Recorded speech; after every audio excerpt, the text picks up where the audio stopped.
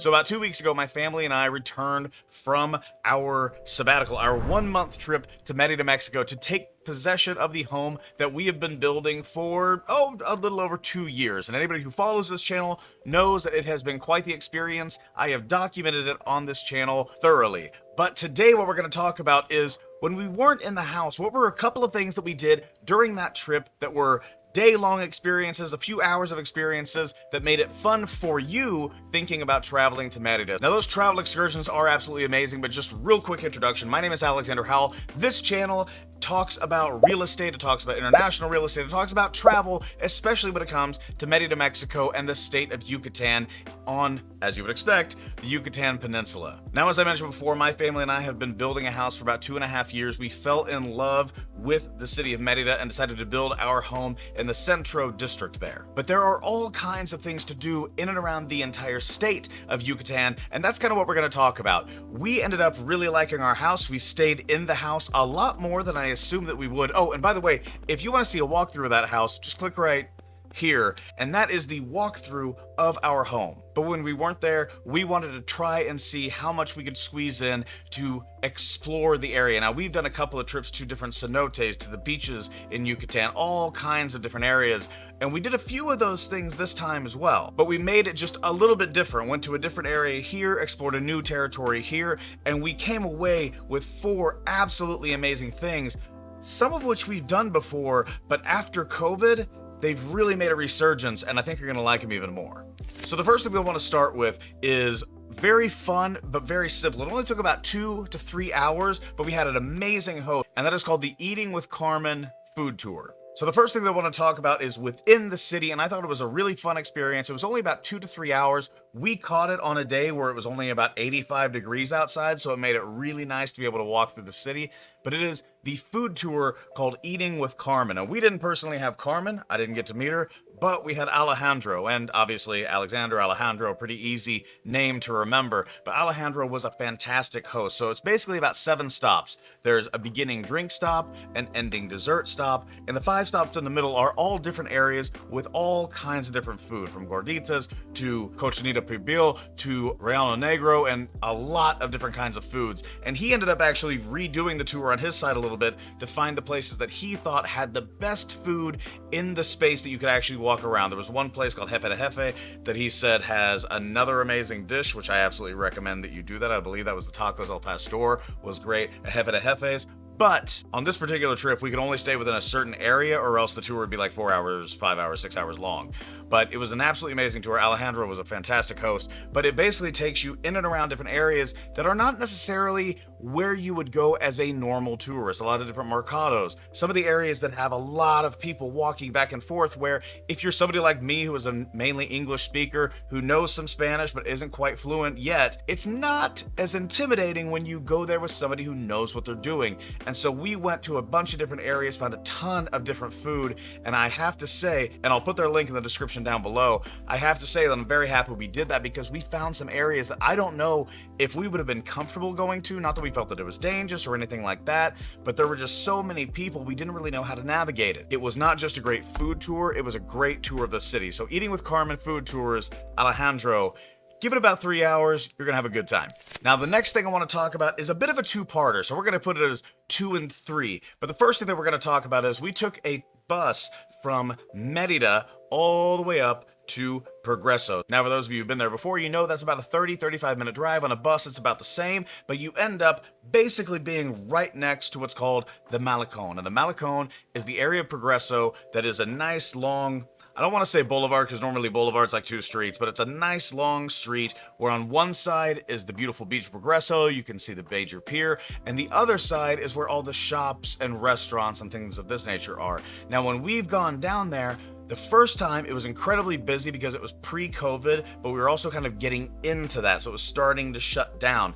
The next time we went, it was during COVID, and you really could only go there 1 or 2 days a week, and again, it was just kind of shut down. But when we went down this time, I have to say that it gave me a lot of hope for what this area is going to do in the future, because not only was it beautiful and well kept, and the traffic was to a minimum. You still had a bunch of people on the beach, people enjoying things. And for those of you who don't know, the Gulf of Mexico isn't necessarily the most beautiful beach in the world, especially on the Progreso side, but the Progreso beach is one of the nicer areas in that place. And it is also just a massive beach. Palapas that are connected to restaurants, so you can either be in a restaurant across the street, or you can be under a palapa on the beach looking at the beautiful Gulf of Mexico. But there are so many different things going in. There's a dinosaur museum going in, a bunch of different restaurants have renovated, have actually completed renovation post-COVID, and the Malecón is back. It is absolutely beautiful. So if you go to Progreso, if you go as far north as you can, the last street before you hit the beach, that's the Malecón. Take a walk down there. You can get hats, toys, trinkets, all kinds of different things from the shops.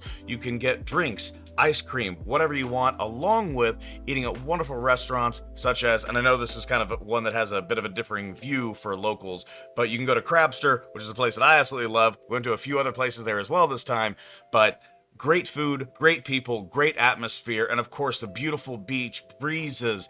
The temperature in Progreso is normally about 10 degrees Fahrenheit less than in Merida, and on top of that, you get a nice breeze. So wherever you sit, you got a breeze, you got air conditioning, you got good drinks, cold drinks. But once you've gone past the Malecón, if you do what we did, hit the bus, you're all the way on the west side. You walk all the way to the east side, and you'll hit La Antigua, which is a restaurant that we absolutely love, and I've talked about a lot on this channel. But if you go about 2 blocks, 3 blocks, past the Malecón, you're going to run into a place called Silcer Club de Playa, or the Silcer Beach Club, and I hope I'm pronouncing that right. But guys, I have to admit to you, we've gone to Kokomo Beach Club de Playa, and it was absolutely amazing. I've talked about it on the show in a video, I believe it was called Beach Day in Merida. I'll post it right here. But we had an amazing experience there, and it is really nice, but there's a bit of pre-planning, and it's kind of out of the way. Silcer Beach Club is right off of the Malecón and Progreso, and when we went in, we literally walked in. There was no day-long fee or anything like that. What we did end up getting were 2 beach chairs that allowed you to be exactly where you would think, right by the beach. Now, they were 350 pesos a piece, so about $17, $17.50. So you ended up spending, once we got 2, about $35 for the chairs. And then they've got, I'll just be honest with you, we had Sprite, Coke for the kids, and then we also had, you know, a bucket or 2 of beer for me and the wife. It was a long day on the water. We also had some water as well, but the kids were able to hang out by the beach, make some sand castles, play on the trampoline that was out there. I'll put a little video right here as I'm talking about us just hanging out on the lily pad that they had out there, and me pushing the kids around, because, you know, you got to make sure that they know who's the alpha in the group. But having a really good time on the beach, enjoying it. And they have a restaurant. They actually, for the amount of space that this place has, they have really maximized everything that you can do. So not only do they have the beach club that is actually on the beach, you walk up, there's a small pool. I shouldn't say small, it's a pretty good sized pool. They've got another restaurant there. They've got a rooftop deck that has hammocks, all kinds of different areas for a place that's not very big. And you can just walk in and have a great time. And by the way, got to give a huge shout out to Cesar Escobedo, and I hope I'm pronouncing that right, but I'm going to put his number down below. If you want to contact him, I asked him there. That's the only reason I'm giving you guys this information, but he said, call him if you want to kind of get hooked up and get a good place. He'll have it ready for you. And I said, I've got a YouTube channel. Are you okay if I share your number and your information? He was like, absolutely. So Cesar, amazing service. He was a fantastic guy. If you want the hookup at Silcer Beach Club, man, he took care of us the entire time. So can't recommend it enough.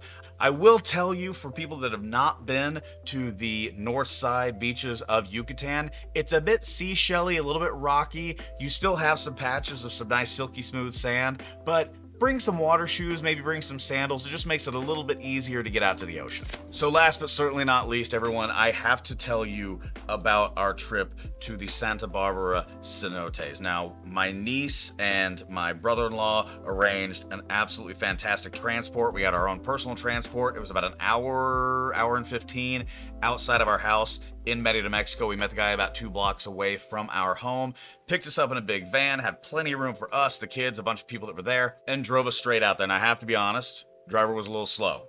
Everybody was passing us. We got to go a little bit faster, even if we're trying to chill. But the fact of the matter, he got us there, and he not only was the person that drove us out there, he was pretty much the guy that took us around to the entire complex. Now, when you go, you're kind of out in the middle of nowhere. Anybody who's been to one of these cenotes understands that you go through some small towns, you go see some cool stuff. We actually saw a Mayan ruin in the middle of a town out there, so that was really, really neat. But when we got out there, it was an amazing complex. They were very well put together. And of course, you normally shower off because the cenotes are very clean. Now, little side note, cenotes are these little like almost sinkholes that are filled with water. Sometimes they're completely covered in a cave. Sometimes they're open air. Sometimes they're kind of half and half.